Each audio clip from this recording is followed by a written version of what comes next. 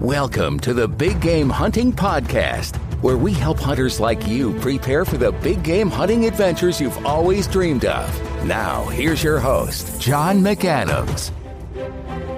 Hello, John McAdams here, and you are listening to episode 352 of the Big Game Hunting Podcast. It's January 2025 now, and you know what that means. It's time to start planning hunts for later this year. The Arizona elk and antelope draw is up first, and I have Grant McCune from Zona Guides on the show to talk about this in detail.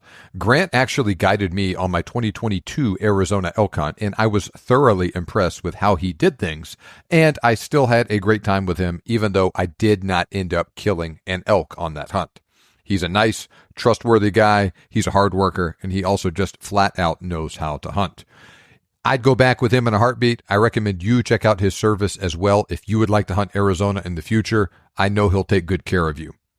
Now, we'll talk more in detail about this during the episode. We'll talk about the draw. We'll talk about, the prospects for elk and antelope in Arizona. We'll talk about his guide service, all of that stuff. But his website and email address are in the show notes. Let him know you heard about him on the Big Game Hunting Podcast, and email me, john@thebiggamehuntingblog.com, if you end up booking a hunt with him, and let me know how your hunt goes. Okay, with that out of the way, let's get started talking to Grant about some of the finer points of hunting elk and antelope in Arizona. All right, well, good afternoon, Grant. Thank you so much for joining me on the podcast today. Yeah, thanks for having me, John. I appreciate it. So to start us off, can you tell us an interesting elk hunting story that you were involved in some way that took place in Arizona? Oh, yeah, no problem, John. There's so many to choose from. I actually came up with a hard time picking one, to be honest with you. I've hunted elk here for going on just over 20 years now, and I've hunted a lot of late season cows and bulls. I grew up as a meat hunter with my dad. There was always cow hunts, and can't tell you how many of those we had successful hunts and harvested so many. As I grew older, I turned into archery hunter and wanted to explore early archery, trophy bull, which so many people, that's what a lot of hunters want. Been on several late hunts, but to be honest with you, the late bull hunts are what is more capable to draw. It is current times with bonus points and the popularity of the state and the size of our bulls and our elk herd. You can be looking at, myself right now, I'm sitting on 12 years, no tag, waiting on that trophy archery bull tag I want. So, yeah, I've been on several late bull hunts, both late archery and late rifle. Late rifle is obviously probably more popular and appeals to most of the listeners out there. My sister back in 2019 had a late bull hunt in Unit 23, which 23 is a very popular unit, known for very big bulls. All your big outfits tend to flock to 23 in the late season. There's a limited number of tags. Terrain is very difficult, super rugged. Elevation change in that unit's anywhere from 900 feet all the way up to just over 7,000, 8,000 feet. So huge elevation changes, and there's elk all across it depending on the year. Heavy snow pushes them down into the lower elevations. Lighter years, if you have water up top, they're up in the high pines, so you never know what you're going to get. The particular hunt I'm talking about was as we were driving in Thursday night. The hunt started the next morning, and we're driving in a blizzard. It dumped 2.5 feet of snow that night, and we didn't know what to expect. We didn't know if we're going to be able to get out camping. Yeah. And so morning comes up, we can't even get out of camp hardly. We're snowed in, and we had a late start. We'd probably be honest, we didn't get hunting until 9 a.m. The fog had settled. You couldn't see. It wasn't because we weren't up. You couldn't see. We got up on glass and knobs and had a hard time getting there. Side by side, we're struggling in the snow. Roads weren't broke. Getting stuck, winching the pine trees and getting out of it until everything was froze over enough and had cleared out. And once you drove those roads a couple of times, then the hunt was able to progress. Mm-hmm. Anyhow, that first evening, I'd say finally, fog lifted. We were able to finally start doing some hunting, and that snow was kind of a blessing. I pushed a lot of the bulls into the bottoms of the canyons, and the elk stick out like sore thumbs when everything's white. You could just see them. And we were seeing probably 20 bulls a day. Jeez. That particular unit can be tough because the amount of cows in that unit is very low. And so the reason I bring that up is on the early hunts when they're rutting, those bulls fight very hard. So trying to find a bull that isn't broken, very difficult. But like I said, you can have it. My sister, she was picky, but as the hunt progressed and, walking through 2 foot of snow, pickiness tends to go down a little bit. We chased bulls that evening, and we're glassing them up 1,200 yards down the bottom of canyons. And her husband had brought his mule team with us because it's the only way we were honestly going to be able to get them out in a timely fashion without having to sleep out there and make 3-4 trips in, which is what I typically do when I don't have mules. We glassed up probably a bull that was sitting in that 350 class that only had one tine broke off. But where he was living, he was in the bottom of Spring Creek, which is a perennial creek that runs through Unit 23 down towards Roosevelt Lake.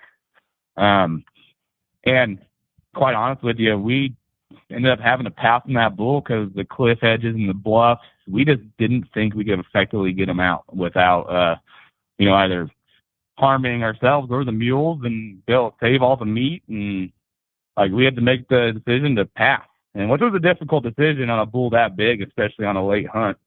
And so we moved on and we started hunting some of the northern part of the unit a little bit, where it's a little less rough.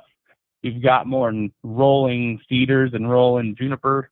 You still have high pines. You still have cliffs. You still have canyons, but the terrain just gets a little less straight up. You have more options. Mm-hmm. And with the amount of snow and ice, because the mornings were cold, just to keep our feet under us, we were doing good. And then as that heated up and melted all the mud, then you're trying to keep your feet under yourself because all the slick mud. So we started hunting that less steep stuff so we could be a little safer. And we were still turning up. I don't know. We probably had 3 good herds in that area. We kept chasing. We chased them for just over 2 days. There was a couple herd bulls in there that were 300, 310, nothing ginormous by any means. But the sheer number of elk, we were probably seeing at that point, 150 elk a day between those 3 herds. And it was the same 3 herds every day. We just kind of patted them, figured out where they're staying, weren't pushing them out of the area. And finally, they put themselves in this long draw. It was cedars on both sides, a nice big meadow in the middle. I mean, it would be a meadow. It was more like turning into a lake because of all the snow runoff as the temperatures were heating up. So we were sloshing around in that mud, and we were able to get in within 300 yards of this herd of elk. And it's so thick in a lot of that country in northern Arizona, and people that haven't been here, it's kind of hard. They think Arizona, they think cactus, they think, mesquite trees, everything's going to poke you or bite you. Until you start getting into the northern part of the state, people don't realize how, we have a lot of chaparral habitat, manzanita, oak, a lot of shrub oak, and then you start getting into the conifer forest, and then you get up high enough and start getting into the aspen. We have all of it. That unit doesn't really have any aspen, but my point is it's super thick. So you can see something when you go, off your glassing knob, which is typically my method. Is I find high points, as you've hunted with me. Mm-hmm. I find high points I like to glass, and so we find them from 1,500 yards out. We move into 300 yards. You don't have the same vantage point. We couldn't see anything. And so now we're just picking, butterscotch butts out of the pine trees. We'd catch movement. And we kept seeing them, and there was lots of cows, lots of raghorn bulls. And finally I found a branch antlered bull that I thought was one of the 300-inch class bulls. But as I said, so thick. And I told my sister, and he was, if I remember correctly, the bull was sitting at about 320 yards. And the bull was walking uphill away from us, slightly quartered. And I told my sister, I said, there's a fork between 2 pine trees. And I got her on that fork. I said, when that bull passes through it, and he was the second to last elk in the herd leaving. We were about out of options. Mm-hmm. I said, when that bull passes that fork in that tree, like when you see his head pass and you catch his shoulder, pull the trigger. And bull walked right through that fork like I thought. Boom. I didn't know what happened. I didn't hear a whack. I didn't hear nothing. The elk blew out of there, and I heard crashing about 30 seconds later. I'm okay. That seemed pretty promising, but I still wasn't quite sure what happened.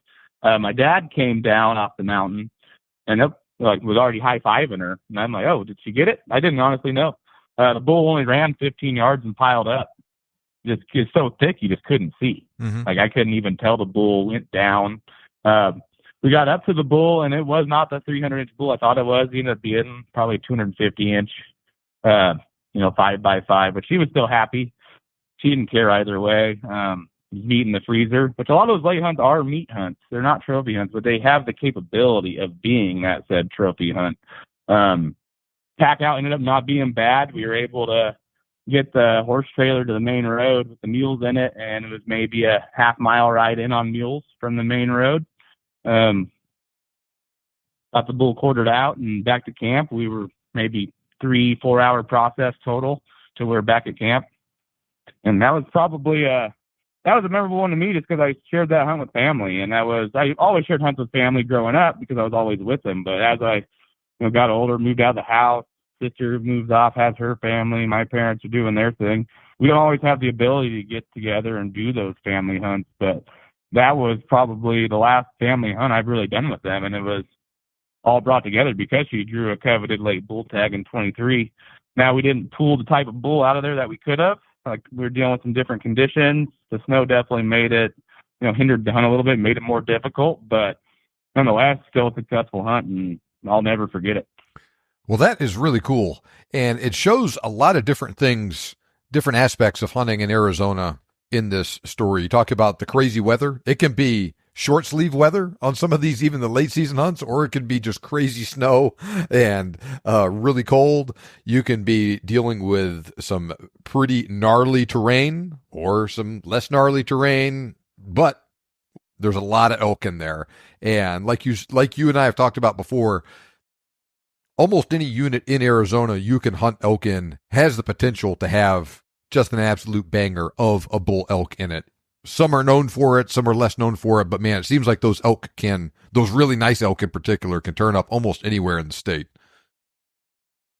Oh, absolutely. And it is all weather based. Being a migratory animal and being historically a plains game animal, like humans forced them to the mountains. And there's still plains game. There's still a plains game in some units that I can think of. And that's the great thing about Arizona is we can still offer great hunting if someone's like, I can't do that steep terrain hunt. That is not for me. I physically cannot handle it. For whatever reason, I can't tell you how many elk I have shot, harvested personally, or watched my family harvest, that we didn't have a tree in sight. We were in pronghorn antelope country. Mm-hmm.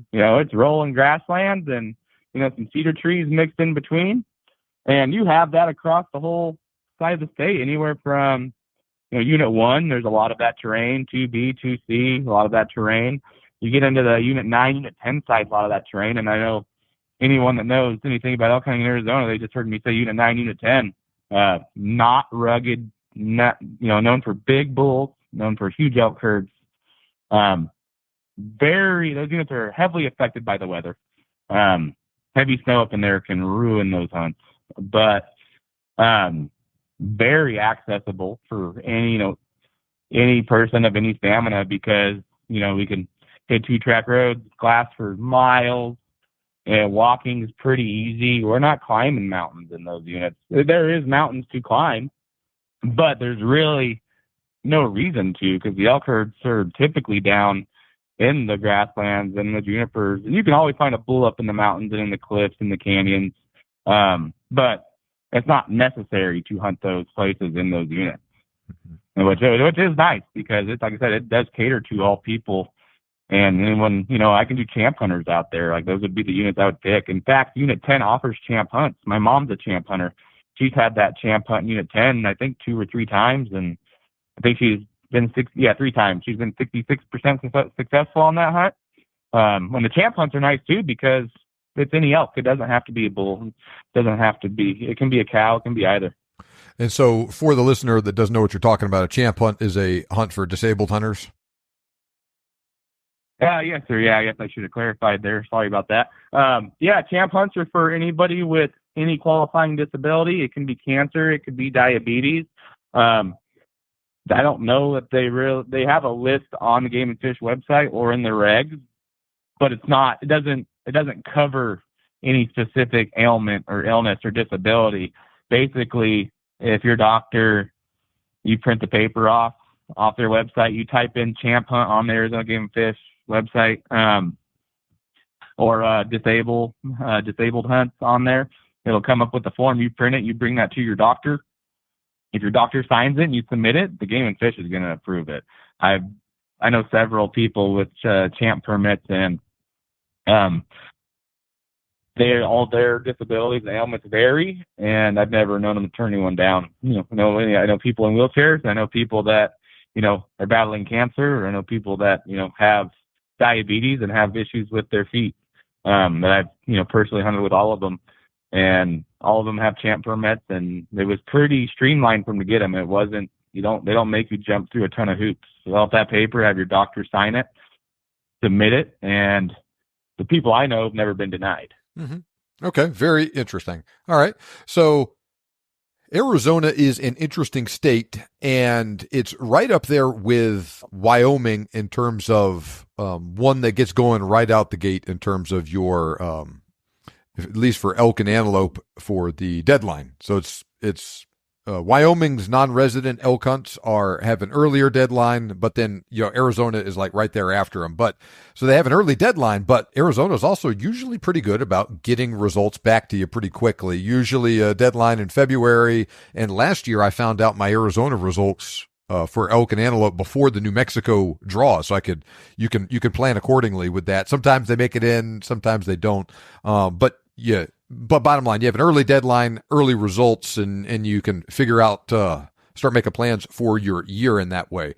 But that also means you're kind of going into this application process with a lot of unknowns about what the upcoming year is looking like in terms of rain and snow and things like that for antler growth and all that stuff. So what can you tell me about how things went in Arizona for your monsoons earlier in 2024, and how are things looking with snowpack there right now?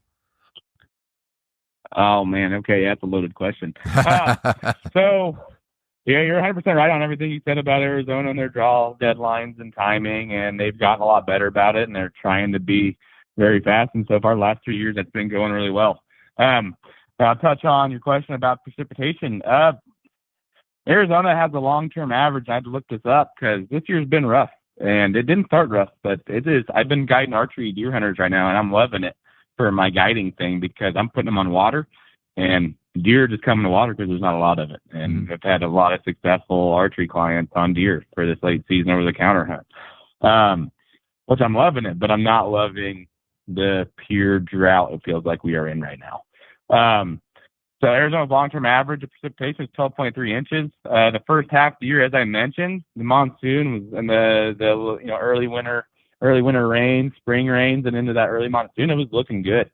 We actually had over 6 inches of rain come June, which, like I said, our average is 12.3. So we were already on par for at least that average come June, and higher elevations of our state can average 20 to 40 inches, while the lower elevations of our state and on the dry side, like towards Yuma and all that, can only average 3 to 5 inches. So we were sitting sick come June. That was really good. And come July, when you're expecting this monsoon to show up, we didn't get a lot of rain. We had a couple storms in the northern part of the state where I live. Wasn't much. There's a few storms in the southern state where my family lives, and then it just seemed to dry up. Nothing. And that's not constant across the whole state. I don't want listeners thinking like, oh man, it's going to be a dry year. Antler growth is going to be awful. I can't say that as a whole because it's going to be on a unit by unit basis. So the first half of the year, the southern part of the state, and there are some elk in the southern part of the state, I classify southern part, it'd be 23 south, like Roosevelt Lake, Big Bulls, that area, 22, that and all down south, like that all classifies as southern part of the state. There's the 31st wettest first half of the year, like I said, at over 6 inches of rainfall. Now, the second half hasn't produced well across the state at all. Most regions, airports reporting around the state, the average anywhere from 1 to 4 inches below average. Mm-hmm. And even in the show low area, that's actually the most extreme at 5 inches below average. And it's recorded the driest year on record there since 1984. But I move up to the south rim of the Grand Canyon. They're the 26th wettest on record at 123%. Now, people don't have a map in front of them all the time. South rim of the Grand Canyon, that's Unit 9. Unit 10's not far away. They had some rain up there. My dad had a pronghorn hunt in Unit 10. We hunted kind of the southern edge. It was a little bit dry. As we moved into the northern edge, there was still water. There were still tanks. And a lot of ranchers up there have to haul their water. And so ranchers are always hauling water in that country. So as far as water is concerned, that's good. Feed on the southern side of it, a little rough. Feed on the northern side, I saw green. Mm-hmm. But so it's really going to be on a unit-by-unit basis this year, I'm afraid. Some areas are going to suffer and might not have the antler growth we want to see. But like the elk are also migratory. I don't know what they're going to do. If they're an animal. They know. They have noses. They have senses that, we only wish we had. They're going to, if they know they can migrate, 10 miles north and their feed's better and their water's better, they've already done it. Like if they're struggling, they're moving. Mm-hmm. They're not going to stay somewhere that doesn't have what they need to sustain them. And so being scattered like that, they're definitely, the migratory pattern's probably been wild.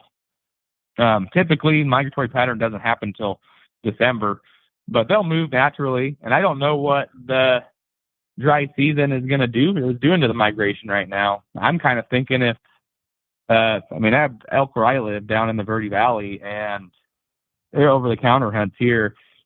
And these are the type of years when it's dry. These elk are down on the farms and down on the river where there's perennial water on the creeks. And they stay there. They don't leave. So they kind of skip their migratory, instinct, and they'll stay because they know their instinct says stay. They don't have what they need. It's not the conditions for them to move. So they migrate to where it's safe, and then they'll camp there and not move. So some areas are probably going to have really good hunts. Some areas might struggle. And like I said, it's going to be a case-by-case, unit-by-unit basis. I know there'll be elk everywhere, but like I said, where the elk are, they're probably not going to be where, they might be in the bottom of the canyons on the creeks.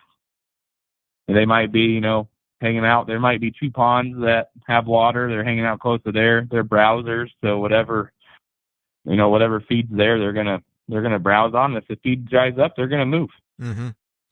And who knows what things are going to be like come September, October, November 2025. I mean, you guys could have some crazy monsoons this upcoming summer, and food and water could be a very different situation in 9, 10, 11, 12 months. Oh, yeah, and we can only hope for that. I'm only obviously speaking of like the current conditions this year, which absolutely, that's, elk are shedding their antlers, February, March, April, it kind of varies. I've seen them still pack. I've seen bulls packing antlers on their head in May, which is odd. But, we could have a late winter roll in and start getting the precipitation we need because we are dry right now, unfortunately. But like you said too, we might have a great monsoon, and then next fall, winter, who knows what we're going to be dealing with. The feed could be great. So you described your story at the beginning of this episode. You said that elk hunt that you got all the snow on with your sister was in 2023, right? It was in Unit 23. I believe that hunt was in 2000. That hunt was in 2019 in Unit 23. And every now and then, every few years, you get just a crazy blizzard that goes through, and everyone gets a bunch of snow dumped on them in November. But say in 2022, when you and I hunted together, not the case. Not very cold. Wasn't like warm, but it was not cold. There wasn't a lot of snow on the ground, so sometimes you get seasons like that as well. But what has this winter been like in terms of snow? It's non-existent. I can see I can see the peaks in Flagstaff from my back porch, and that's where Snowbowl is, where all the skiers and snowboarders go, and they make their own snow, and that's the only snow there is. Mm-hmm. There was some snowstorms that came, a couple small snowstorms that came in October, early November. October, early November. And it dumped a decent amount of snow up on the peaks, and it dumped a little bit of snow down like Flagstaff area on top of the Mogollon Rim, and it melted within 2 days. Mm-hmm. It was gone. And we haven't had anything since. There is a storm in the forecast for next week, I believe. They have, if the weathermen haven't changed their mind by now. And I don't know what that storm's going to bring. From what it looks like, not much. But it's a dry outlook as of the current 10-day forecast, and I haven't heard anything that they're thinking it's going to be a wet winter.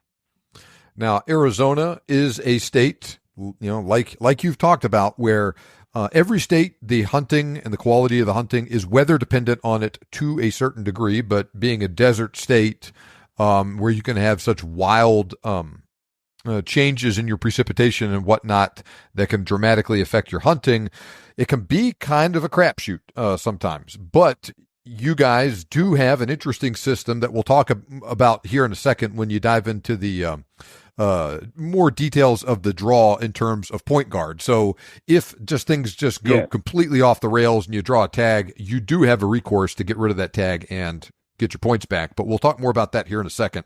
So hit the highlights of just the elk and antelope draw in general in your states, and then we can drill down into more detail as necessary. Okay, yeah, absolutely. So I was at the game fish yesterday. Regs are not out yet. I was kind of prying at it because I knew we had this coming up, and they weren't released yet. So, asking if they had a copy or if they were going to be released anytime soon, and they had no clue. They said probably the beginning of January. Mm-hmm. So the deadline for putting in for pronghorn and elk in Arizona is the second Tuesday in February, and that's always the same.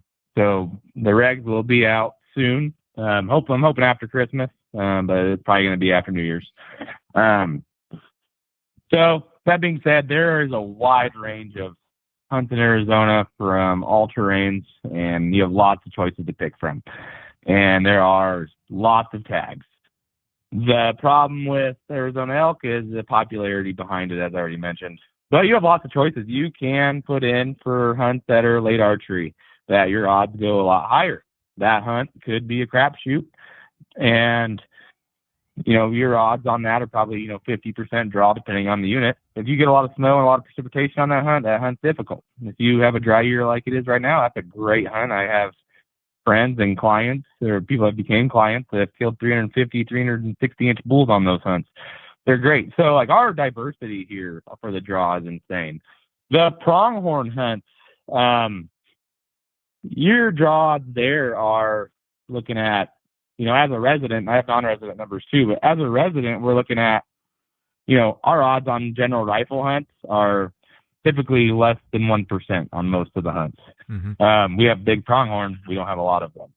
Then we have the archery pronghorn hunts. Your odds go up a little bit. You can get up to, 6-7% draw odds for the archery hunters out there. And myself being an archery hunter, I live on that side of the spectrum. I love those archery hunts because it's more opportunity for me to go. There's good units, there's bad units, and people can. I like that. I'm even living in the bad units now. I've learned to hunt them in the terrible units, and I find that I draw a tag every few years. I get to go hunting. I might not kill an animal, but I see them, I get opportunity, and we all know if we're not out there hunting them, it's no opportunity. But as far as the draw is concerned, in order to put in Arizona, you need to buy a hunting license. A non-resident hunting license is $160. Resident hunting licenses are $54. Non-resident bonus points, as we talked about, I'll get into the bonus points and how that works. But a bonus point for non-resident is $15. Resident bonus points are $13. To apply for non-resident pronghorn, that's $565. That includes your bonus point that you have to buy. Now, in the result on that you're not drawn, when you apply, you're only paid a $15 for your bonus point. If you draw, then they will charge you the other $550. So you need to make sure you're credit card that's on file is up to date and ready to go and has the balance or the limit on it that'll cover that. For elk, non-resident fees $665, same thing. You're only paying the $15 up front, and the result you drew on, they will charge you $650. Resident, we're at $148 for elk and $103 for pronghorn. And for any youth hunters out there, there's no youth pronghorn hunts in the state of Arizona, unfortunately. I've talked to Game and Fish about that a few times. We just don't have the herd like New Mexico does to enable such youth hunts. From basically was the answer I've been given. But there are youth-only elk hunts, and they're all cow hunts. There is no youth-only bull hunt, unfortunately.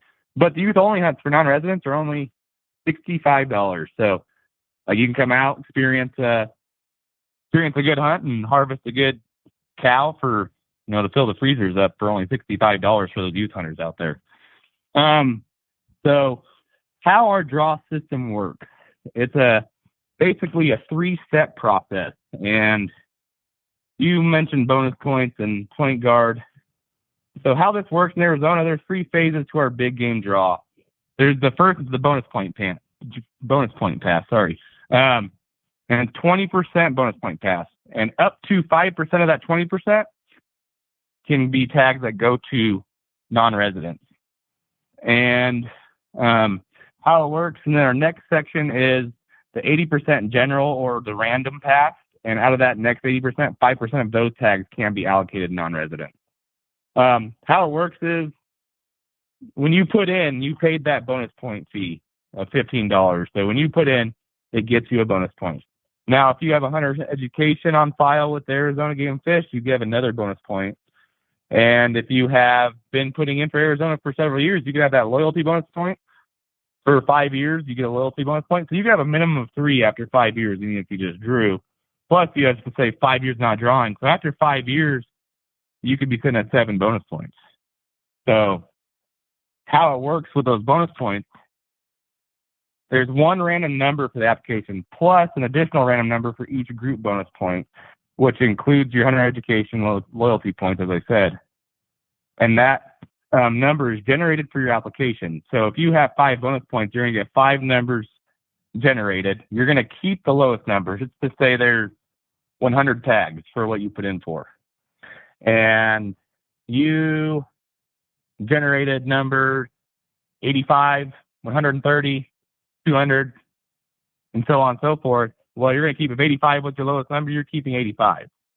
Well, if there's 100 tags there, you've got yourself a tag. If you have number 85, it's going to fall within that 100 tag allotment. As long as that's in the general pass.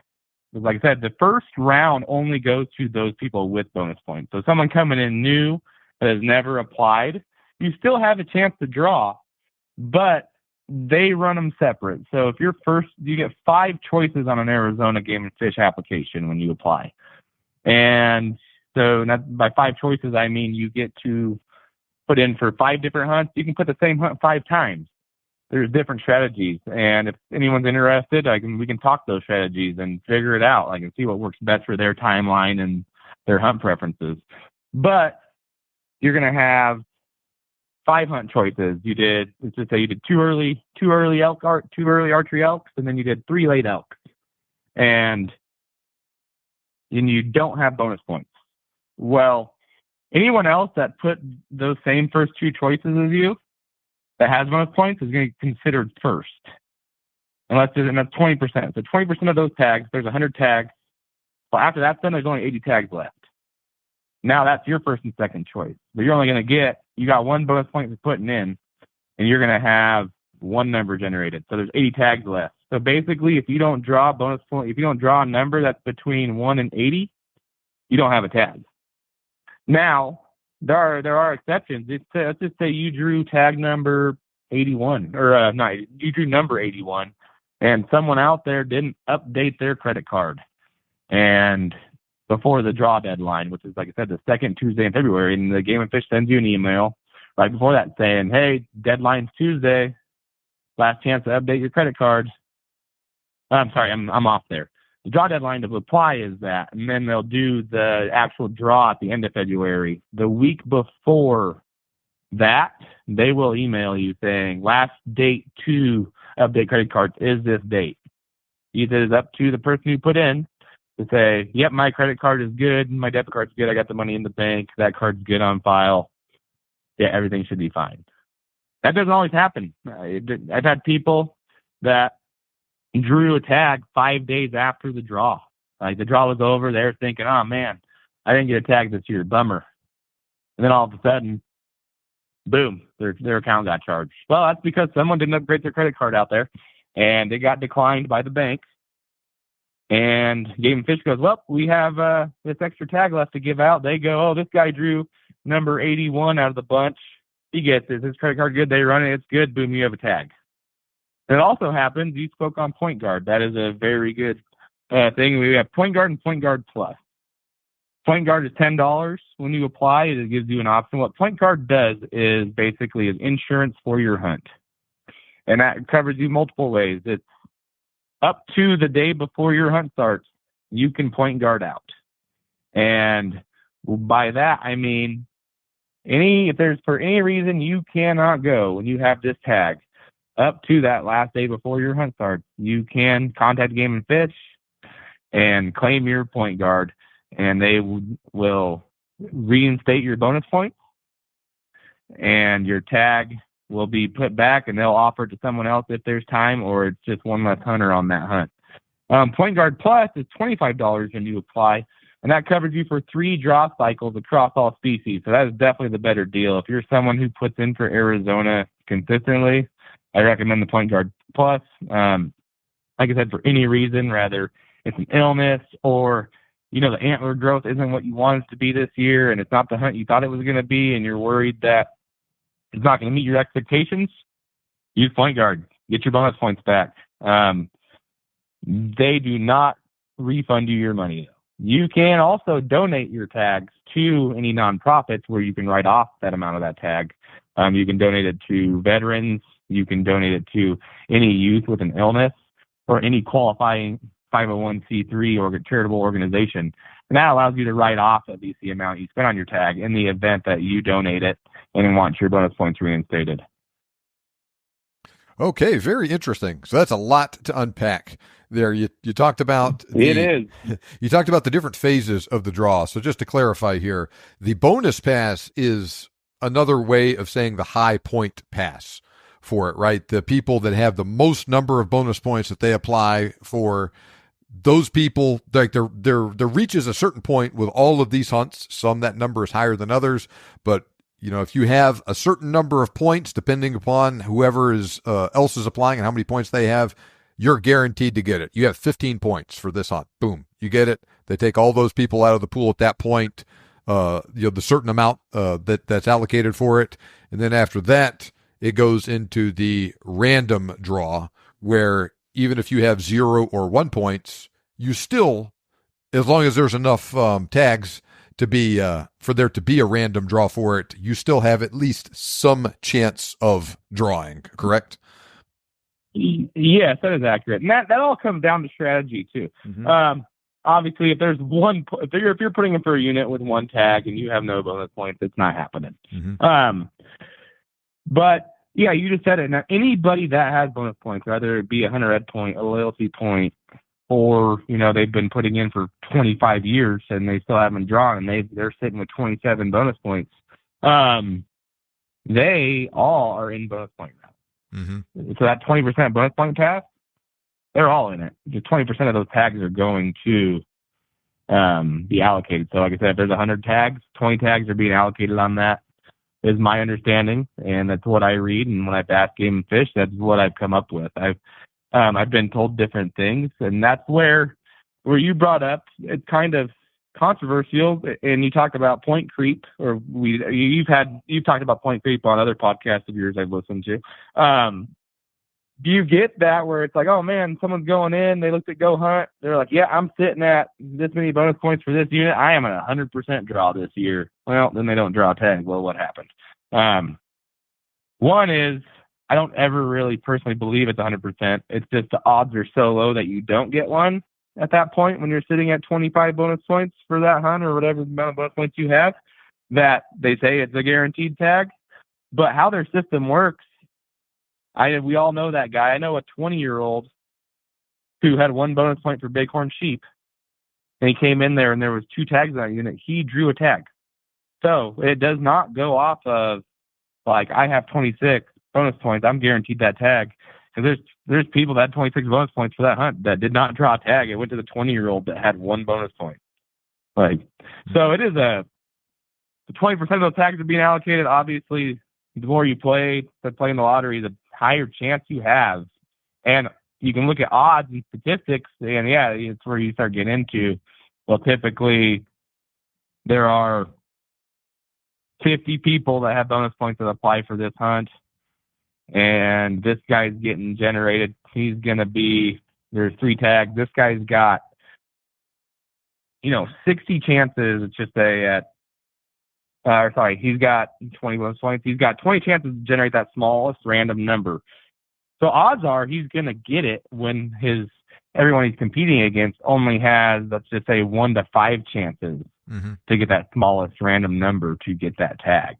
And so odds, you look at statistics, yeah, he has the highest chance, but as far as I'm concerned, it's like playing a raffle. You dump $1,000 on raffle tickets because you really want whatever the prize is, and then a guy that bought 1 ticket won it. Yep. Mm-hmm. It all just comes down to chance. You can up your chances for sure, where statistically you're going to have higher odds. But there is always that small chance that the guy with 1 bonus point can come out with a sweet tag out of just pure luck. Mm-hmm. And I feel like I personally know more people, and I don't think there's anybody in between. I know more people that have no bonus points that draw good tags, excuse me, than I do. Then I know there's no in between, and I know the people that have 25 points. My dad was one of them until his last year. He finally drew rifle pronghorn. It took, like I said, he had, I think, 24 or 25 points. Yeah. So he was putting in for 23 years. Yeah, I know people that, drew the same tag he drew that had 5 points. Jeez. So it all comes out odd, but like I said, there's no one in between. Like, they either have just been putting in for a couple of years and they draw the tag, or they wait till they're almost can't walk anymore and they finally draw the tag. Well, so back to the draw at the high level, your state has a lot of stuff going on in it, and you have a separate draw for sheep and deer and whatnot. We'll talk about that later in the year when we get closer to it. But elk and antelope are the ones right now. There's a lot more elk tags than there are antelope tags. And this is one of these things that usually what I recommend most people do is, if you plan on applying for deer or elk in Arizona, you have to buy the hunting license anyway. And then at that point, it only costs you $15 more to throw your name in the hat for antelope. And your odds of ever drawing that tag, especially as a non-resident, are very, very low. You need to get probably upwards of 30 points in the state before you have a reasonable chance of getting it. But like we talked about, though, and like you gave those examples of, there's always that chance. You can be that guy that pulls it with 1, 2, 3 points or whatever. And almost all these pronghorn hunts in the state are very high quality hunts. The state doesn't have a lot of pronghorn, but they manage them not for opportunity, for trophy quality. And the Boone and Crockett record kind of goes back and forth between New Mexico and Arizona. And so there's potential just for a banger of an antelope. And like I said, I wouldn't necessarily apply just for antelope in Arizona, but it does make pretty good sense, I think, to add it on to to your elk application if you're planning on doing that anyway. Now, the elk tags are easier to draw than the antelope tags, but they're still not necessarily easy. And then there's different gradients within it of which ones are more difficult or easy. You have the early rifle, muzzleloader, late rifle, and then you have the early and late archery. And I don't pay attention as much to those just because I don't bow hunt.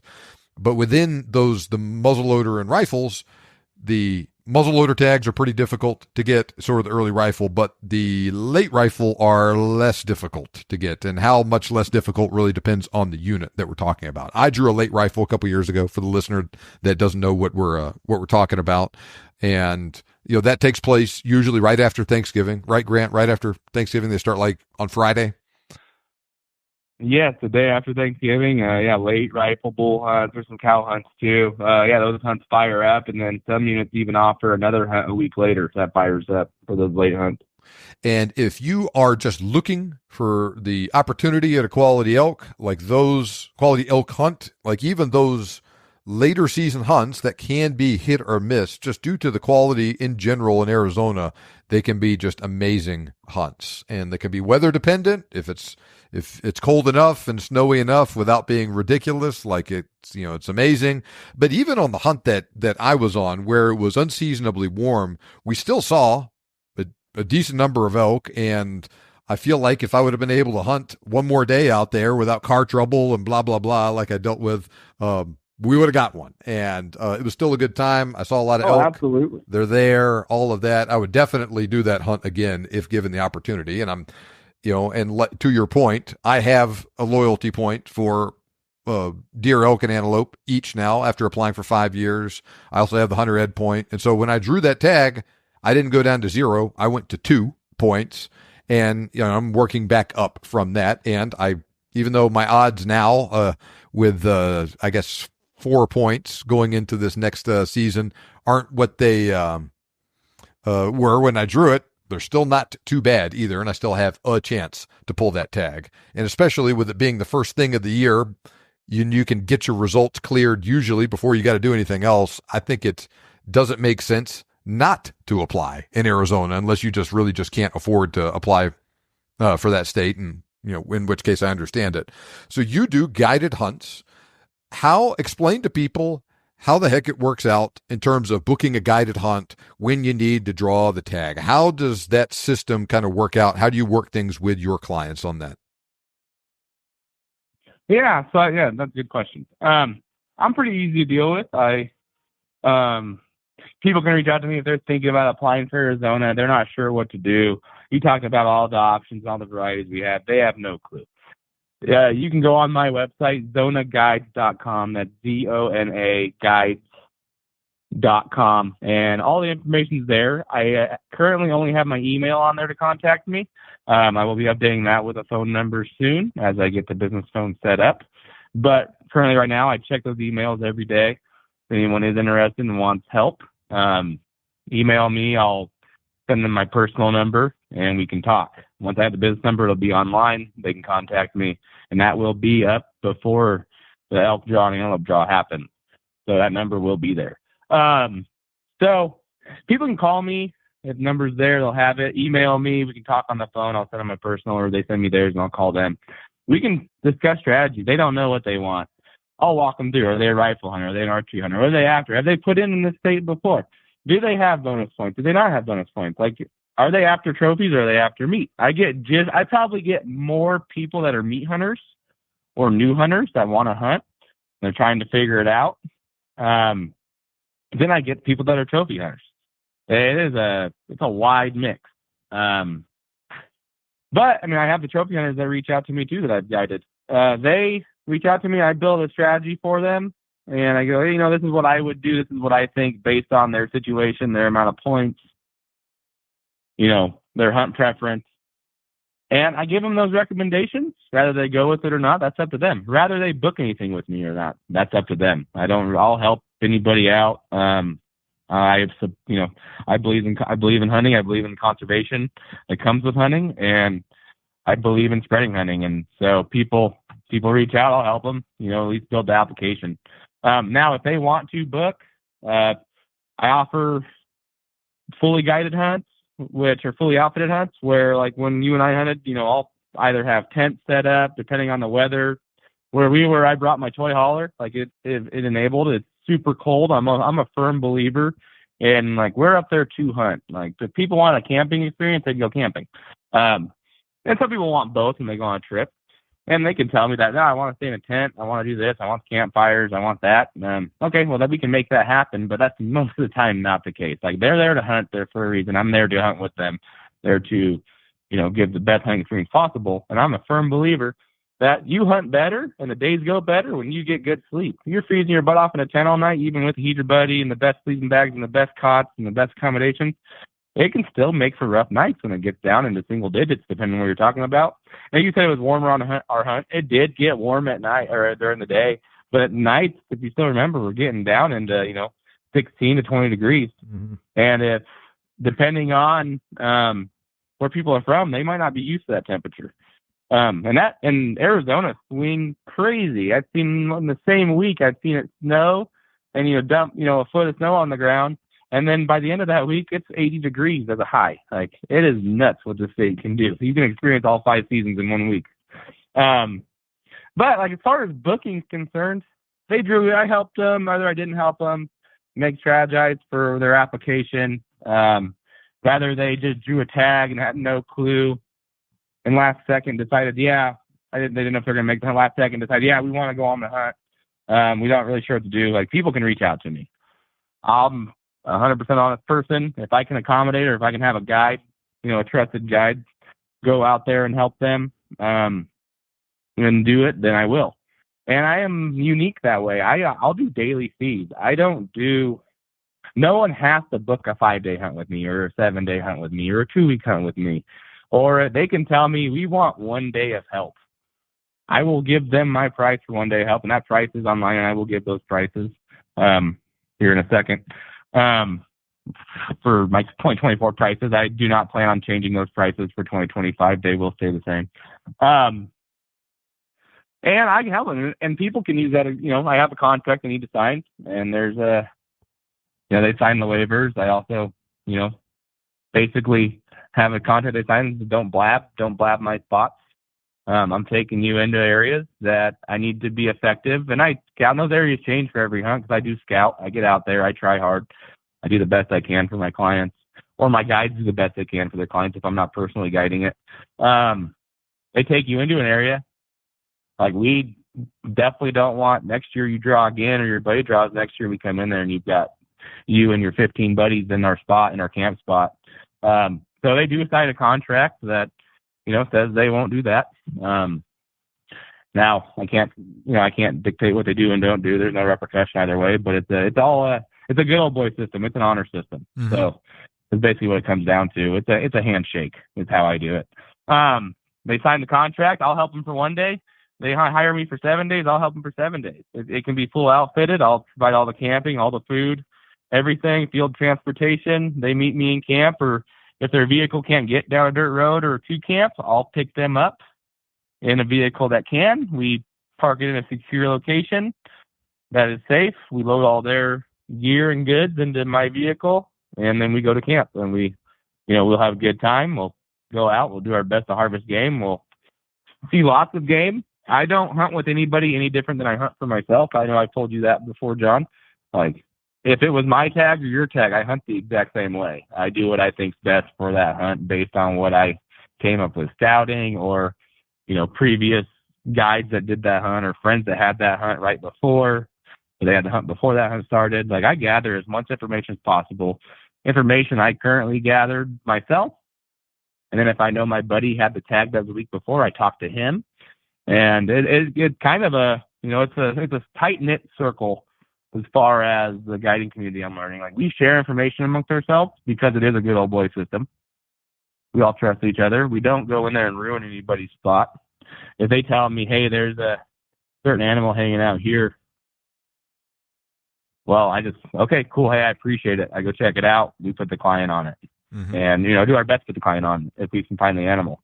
As far as I brought up my fees and how to book, like I said, you can book up to the, you can contact me up until your hunt starts. And obviously, if it's the day before your hunt starts, I'm not going to be able to accommodate it. Like, I might be able to be like, hey, I can come out there personally Saturday. I'll charge you this much for a day. It'll give you an idea. Now, knowing that, I haven't scouted it. If I didn't know the unit at all, I'm going to tell you, like, hey, I don't know that area. I'm not going to do that. I'm not going to waste anybody's money or time. They contacted me the last day, like I said, with Arizona having early results come out in March with seasons that start, say, several months later, is it common for people to book a hunt before the deadline and pay a deposit before the deadline, or do you just get a flood of phone calls as credit cards start getting charged when guys get drawn, or is it a mix of both? I'd say a mix of both. So I've only been doing my own guide deal for basically the last year and a half, and the clients I have, or most of them are repeat clients or people I met on the side through my normal job, or people I met at hunting. I go to a lot of SCI banquets, Rocky Mountain Health Foundation banquets, people I met there. So those are the people contacting me because I'm not a known name. Like a lot of people know me. I know lots of outfits and I know lots of people, and so I've gotten clients that way. But from my experience working with other outfits and everything else, the outfits get a lot of phone calls right during the draw process. Like, hey, what do we put in for? We want to do this. We want to do that. Okay, cool. If you draw a tag, call me back. And then those people either call back or not. And then if they call back, they go, okay, yeah, we drew that tag. They're gung ho. And they put their deposit down. All right. So and then there's the people that. I'm sorry. Go ahead. No, it's okay. Go ahead.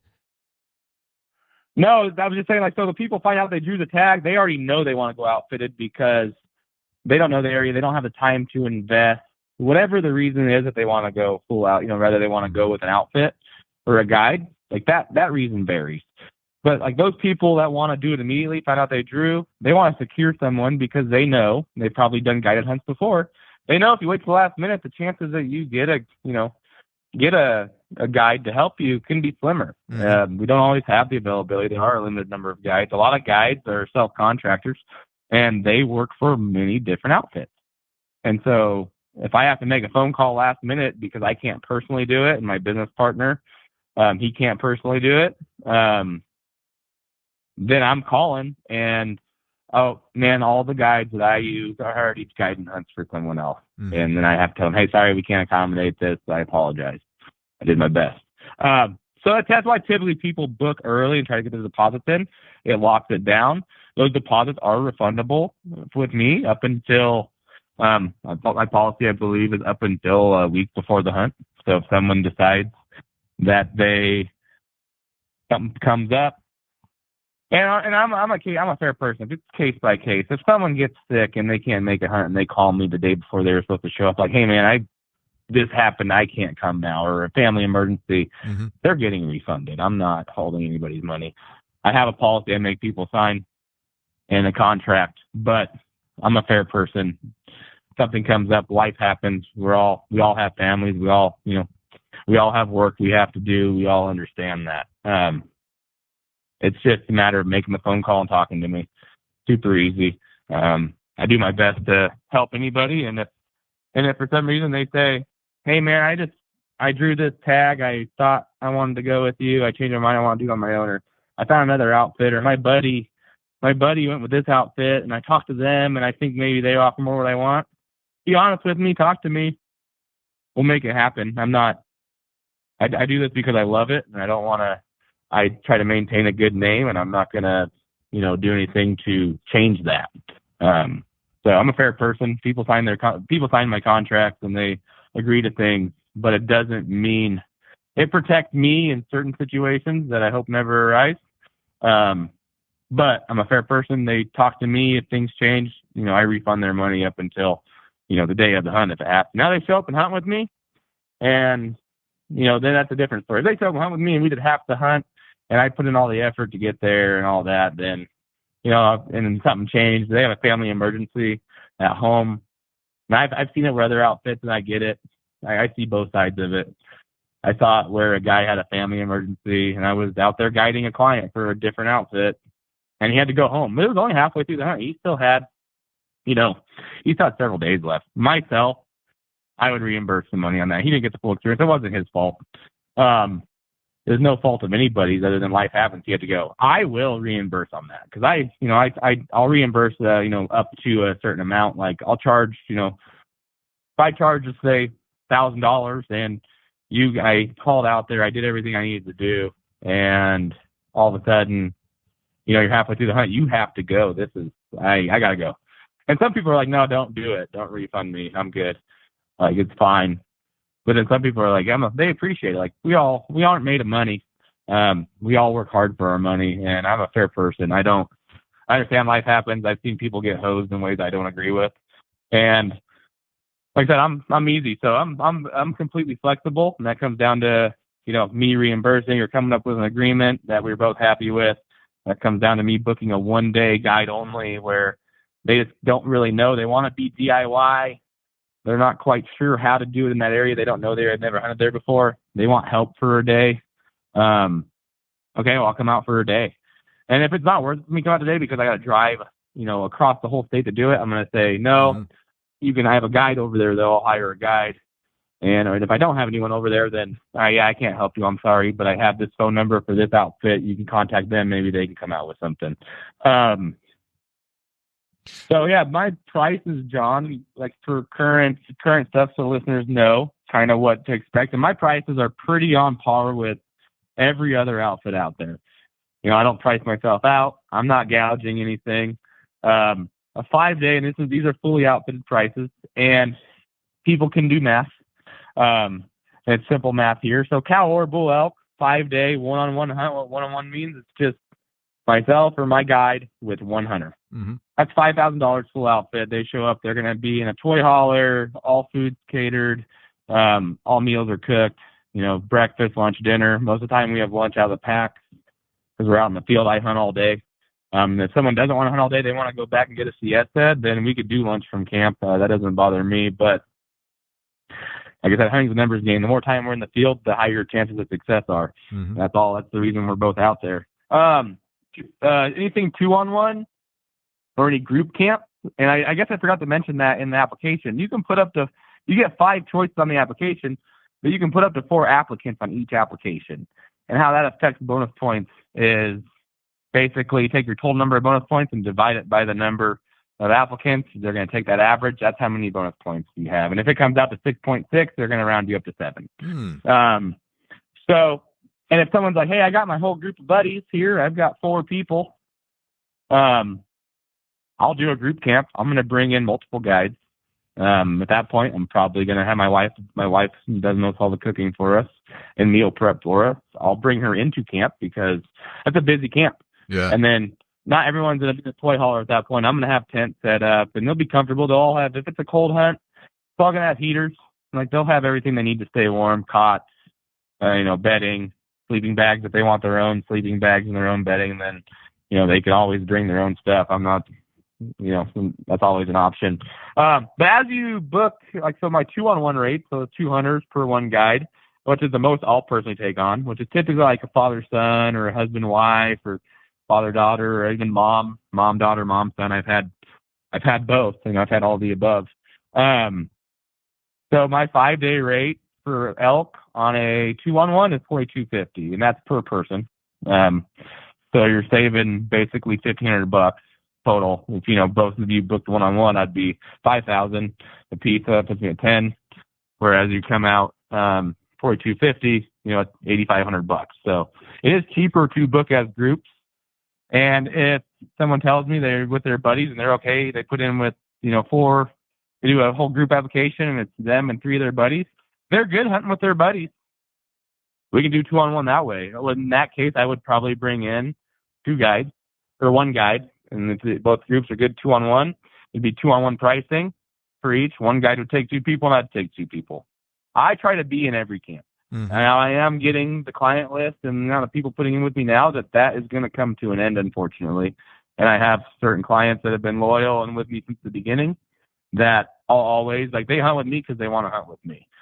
But I won't put them with anybody.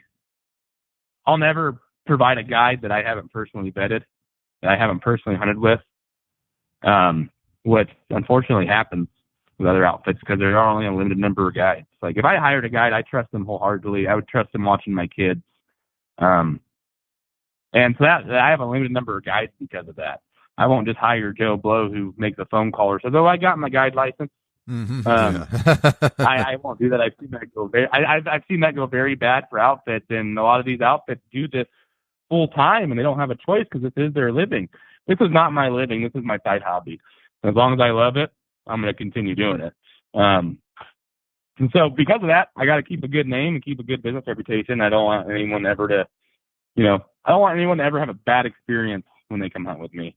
I don't promise anything on a hunt. I don't promise trophy animals. We all want the trophy animal. When I hunt, I want the trophy animal. I promise a good time. We're going to have fun.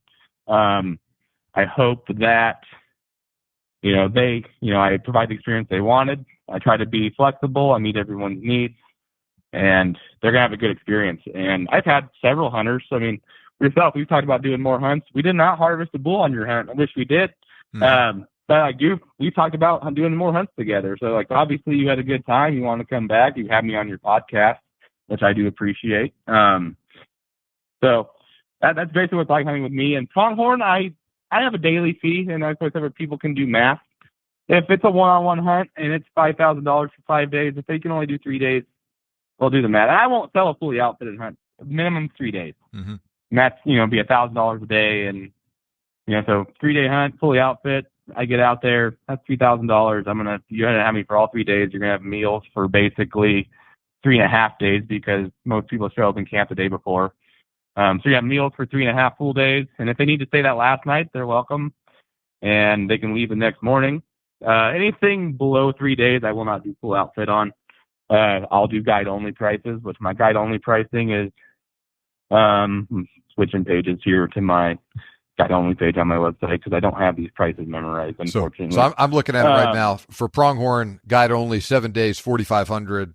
For elk, 5 days, guide-only, one-on-one, $4,000. So a little bit less expensive. But so in a case like that, the person is responsible for their own lodging. So they're either camping themselves or staying in a hotel, and they're taking care of their own food too. Yep. Then, right? Yep, they're taking care of their own food. There's nothing being prepped for them. I still provide field transportation, and so they're still with me for that. So for a guy picked up, I provide all field transportation. They picked up because their vehicle won't get them out in the field to meet me.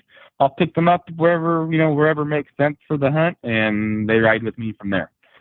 So for most of these hunts, especially for a guy like me that's coming in from out of state and whatnot, I'm going to be going fully outfitted. So you'd be either staying in your camper or in a tent. If you go fully outfitted like that, depending on the hunt, depending on the weather, that sort of thing, you have your truck or your ATV that you're going to be transporting people around in, and then it's boot leather the rest of the time.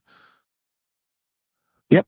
And every hunt can change to people's capabilities. If it's boot leather makes sense, and I'm like I said, like people tell me what they can. I always ask, what are you capable of or aren't you capable of? The terrain here, I'll tell them. If they already have a tag, hey, I drew, like in your case, which is a good elk unit. I go, hey, that unit goes anywhere from, antelope rolling plains, rolling hills with lots of cedar trees on it, or lots of junipers on it, to there are steep, nasty canyons that you need to rappel off cliffs to get into. And so that exactly, like I provide all the transportation changes from that. Like we will be in most of the time my side-by-side. Rarely am I in a truck unless we're driving an hour and a half to get somewhere and it's all pavement and we're changing areas. We're always going to be in my UTV to get to the hunting spot. And I am a hiker, but if someone's not capable of doing that hiking, then I accommodate the hunt to them. And I had a client that likes sitting. I can sit all day long too. I put them in a blind all day, and it doesn't mean that the hunting less successful. I just scout different. I already know what that client can do or can't do, or what the client wants to do. Sometimes they tell me this is what I want to do, and I go, okay, all right, well, that's what you want to do. I'm not going to tell you no. Let's figure it out. So, and I go and I scout out certain areas, and I go, cool. I got these 3 tanks here. These are going to be your best odds if you want to sit. As an archery hunter or rifle hunter, these are your best odds. Let's sit here. While they're sitting, if in this guy's case, he was fully capable. He knew what class animal he wanted. He'd been hunting for years. I didn't need to sit with him. I gave him the spot. Meanwhile, I'm out glassing and looking and trying to round up other animals. That way, if I do find something that I know he's after, I can come get him. He wasn't opposed to doing those things, but he just had his method he preferred. And so ideally, a person should call you in January or early February before the deadline. you guys can talk strategy depending on the number of points they have, their physical abilities, what they're looking for, all that sort of thing. You can point them in the right direction for the units that they should apply for. And then after they draw their tag, if they end up drawing, then you can really narrow down into the details. Okay, I told you based on your abilities, you need to put in for this hunt. That's what you drew. Okay, this part of the unit is where the elk are, and the terrain fits what your physical capabilities and hunting style and whatnot are, and then we can tailor our hunt to that. Do you have specific units for elk in particular that you are really comfortable in, that you have a lot of experience in, all that sort of thing, or does it really just will you guide any elk unit in the state? I personally will guide pretty much any elk unit in the state. Now, that being said, I do have units I prefer. Mm-hmm. I live on the northeast side of the state. I live right close to Prescott, Arizona, right below Flagstaff, Arizona. Unit 9, Unit 10, Unit 8, 7 West, 7 East, 6A, 19A, 21. Those are all, I'm surrounded. I like guiding those ones. They're close to home. It gives my scouting opportunities a lot more. Mm-hmm. Now I know several units in the state. I've personally hunted elk or guided elk or hunted with friends on elk hunts that do that. And, hunt these other units or they just recently guided a hunt there. They recently had their own tag there. I'll hunt anywhere. But like I said, it's not always me either. If someone drew, let's say, Unit 1, which is on the far east side of the state from me, or Unit 27, it's a haul for me to get there. But I have guides on that side of the state that I, trust. They're pretty much my brothers. Mm-hmm. And with enough heads up, I secure them for a hunt. And, they'll guide that hunt, not myself. And they're like, so they'll provide the same experience I will, just as good a time. And they know that country far better than me. And they have the ability to scout that country. Now, have I personally killed elk I think I've killed elk personally in, I think, 7 different units in the state. Personally, I don't look at an area as a new unit as a hindrance. I just look at it as a new experience. I know how to hunt. Now, different terrain in different areas and private land and all that changes some aspects of each hunt.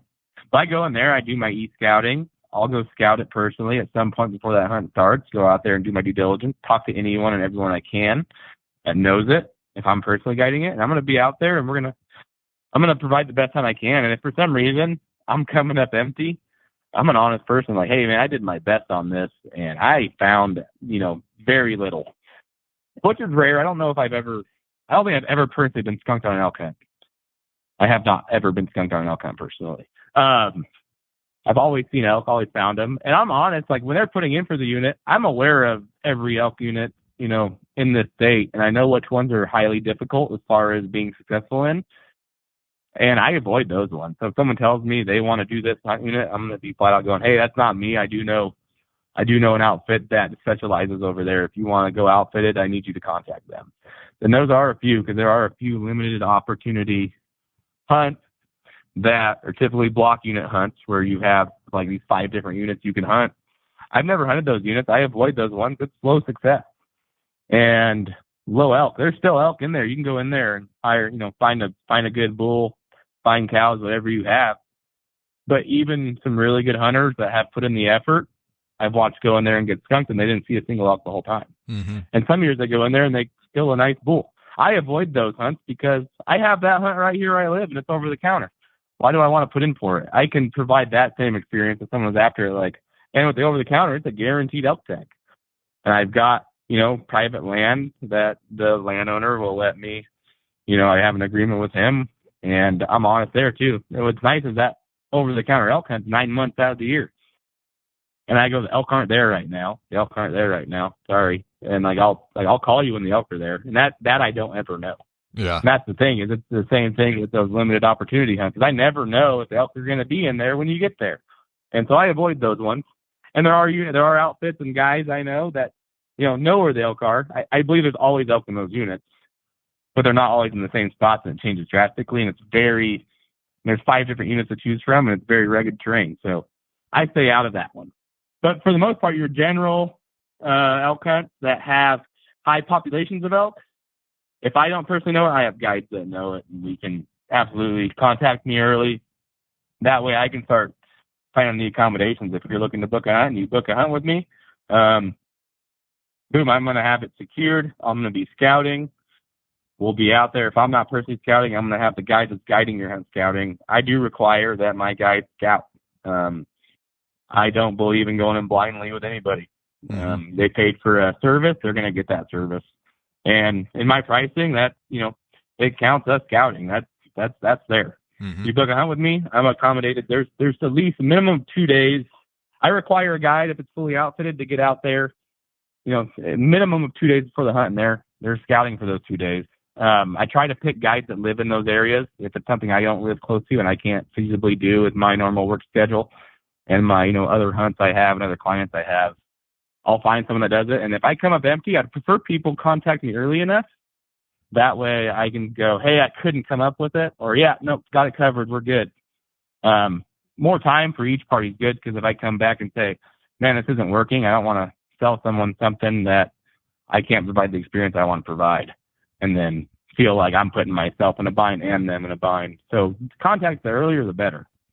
Yeah, definitely. Ideally, we'll have someone talk to you before the draw, and so they can make sure they're applying for the units that are giving them the best odds of giving them the experience they want if they end up drawing that hunt. And then you guys can open that dialogue and do the best we can to make sure that this works out for the best for everybody. And preparation is one of the best ways to do that.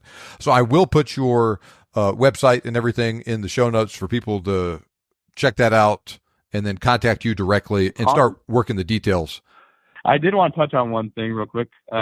Just the antelope. It is harder to draw in this state. Any archery hunters out there, I love pronghorn archery hunting. It is my favorite.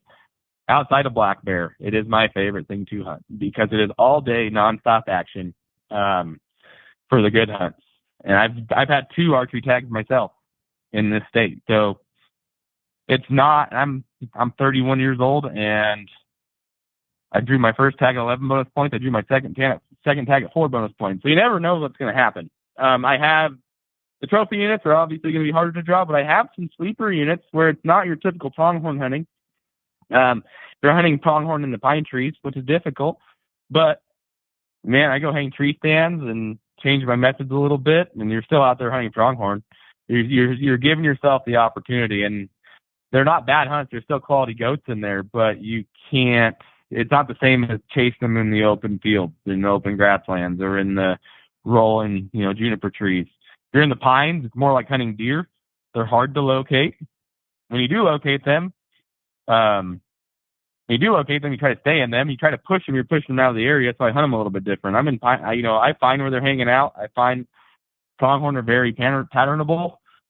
They're very habitual. They run in circles. I've always said they run in circles, and that circle might be 4 miles, 4 miles in circumference, but they run in circles. They will come back to that same area eventually, within a day or two, if not that same day. And I use their habits against them, so in those pine tree units that are difficult, it takes a little more scouting on my part. The tags are easier to draw because most people look at pine trees and go, there's no antelope here. Like, anyone that doesn't know, they're going to go, there's no pronghorn here. We're not hunting it. This is a waste of time. I've watched guys on that same hunt that I had roll up camp, and there's only 10 tags. I watched 2 guys pack it on the one I had. I watched 2 guys pack up camp because they're like, we don't have time for this. This isn't the pronghorn hunting we wanted. And I'm like, oh man, you should, I was thinking it says in the notes on the hunt that this isn't the pronghorn, this is like hunting more like deer. You're in thick conifer. And I was aware of it because I live here, but those both were non-resident. So 2 non-resident tags on that same hunt, but both of them packed up early and got out of there. They had other hunts to go do, and they didn't want to waste their time. And that's where having an outfitter sometimes is nice. You have higher odds of drawing that hunt. I can't say you'll draw it in, first 5 years, but the odds are a lot higher. You draw a hunt like that in the first 5 years and you get the experience to go hunt and throw arrows, than saying me putting you in for Unit 10, where I personally had a Unit 10 pronghorn hunt, and it was awesome. I chased goats all day long, harvested on day 3. But I saw, I was constantly busy, but I had just as much shot opportunity in this hunt that I had as I did in Unit 10. I just had to change tactics. It wasn't as fun as chasing them, but your goal is to harvest a pronghorn. There's other ways we can do it. We don't have to be in those, I'm waiting 15 years to draw that tag, even as an archery hunter. Maybe I can lower those odds to, hey, we have 7 years to draw this tag, or maybe I get lucky. There's always that luck aspect of what you talked about. I just want to touch on that pronghorn stuff a little bit. Archery hunters, your odds of drawing a pronghorn tag in Arizona are a lot higher than the people that are solely on the rifle and with the muzzleloader end of the spectrum. Okay, well, very good. I appreciate you sharing that. And, like I said, the opportunities in that state are so precious for pronghorn. It's nice to have other options out there. So as we wrap up, sure, you are my first guest of 2025 on the podcast, and I'm going to be asking everybody that's a guest on the podcast, regardless of what we're talking about, this question. So you're the first guy to have it asked to you on the air. So here's the question. You must choose one of these to hunt with for the rest of your life. You can hunt with either a single cartridge, but you can use any bullet in that cartridge, or you can hunt with any single bullet type with any cartridge. Do you choose the cartridge or the bullet, and which specific one are you choosing? So I'm going to probably give an answer that's going to be completely different than anyone you asked this year. And I always tell people, do their own research, do their own testing, figure it out. Don't go on anything I'm saying. I am a reloader. I live on a lot of wildcats. I can't go buy most of my ammo at the store, but if none of that's an option, I got to pick one. I don't got to worry about bullets going away and brass going away, and I just got to pick one. I'm going to pick a 6.5 280 Ackley improved. I built one last year for my wife. I love that round, low recoil, high performance. And in all my testing, the one bullet I will pick, and I've talked to you a little about this already, I have been running the Barnes match burners, and target bullets in hunting are highly controversial. I have had really good results with this bullet, high BCs that are accurate, some of the highest BCs out there. And I find they're spot on. I have not seen any variance. I've ran it in several different calibers, different match burners. But in this particular cartridge, I get good velocity, high accuracy, and very consistent, and low recoil. I can track my shot. And the bullet performance has performed. We've shot several different game from javelina size to elk size, and the bullet performance has been identical at all distances across all game types. Very interesting. 6.5 280 Ackley improved with the Barnes match burner. I highly doubt anybody is going to be giving either one of those answers this year, but I will keep track of it, and I'll do a roll up of what everyone answers at the end of the year, and we'll see if you're alone or not. Yeah. Well, I'm sure I will be, but I just that disclaimer there: don't be running those bullets without doing your own testing first. All right, fair enough. All right, well, Grant, it was a pleasure having you on the show. Like I said, I'll put details to your website and everything in the show notes. I look forward to getting back out there and hunting with you again this year, but we just got to get the Arizona draw to cooperate with me for that to happen first. Absolutely, and I appreciate you having me. I really appreciate talking to you, John, and always a pleasure. I hear from podcast listeners pretty frequently asking for recommendations on outfitters to hunt species like elk in particular, but mule deer and antelope as well. Well, Grant McCune and Zona Guides are my number one recommendation for Arizona. Like I said, I would go back with Grant in a heartbeat. His website and email address are in the show notes. Let him know you heard about him on the Big Game Hunting Podcast. Email me, john@thebiggamehuntingblog.com, if you end up booking a hunt with him, and let me know how your hunt goes. Remember, you can make your dream hunt turn into a reality, and we can help. Thanks for listening. We'll see you back here next time on the Big Game Hunting Podcast.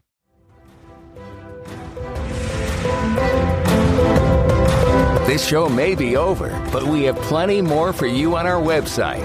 For more information on today's topic, as well as lots of other useful hunting resources, head over to thebiggamehuntingblog.com.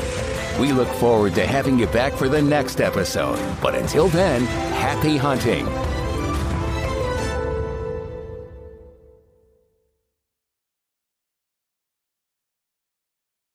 Marketing is hard.